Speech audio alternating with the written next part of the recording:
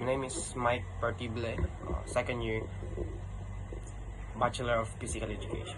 I chose the human rights issues in the Philippine governance. So there are both positive and negative changes in the Philippines' current condition in governance, making it a complicated problem.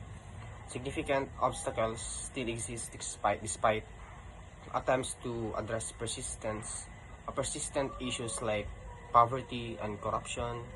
So some argue that the other government's attention in particular topics such as war on drugs, and also a number of organizations have expressed concerns regarding violations of human rights and weakening of democratic institutions. So, in the Philippines, extrajudicial killings continue to be a major human rights problem, especially those connected to the government's war on drugs. So the rule of law and the preservation of human life are seriously called into doubt by thousands of men being killed, and thousands of men being killed without walang proper na procedures. They have been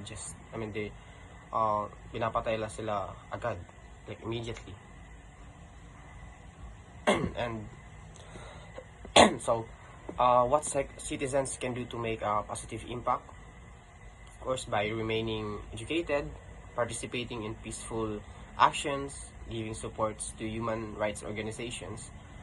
Citizens can actively participate in resolving human rights issues.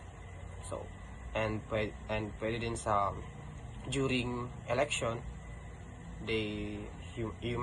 first we have the right to choose kung sino yung pipiliin natin, or to vote the politician that we want. And of course, we should think kung sino yung mas kung sino yung mas bagay sa position na yun. So that's all, and thank you.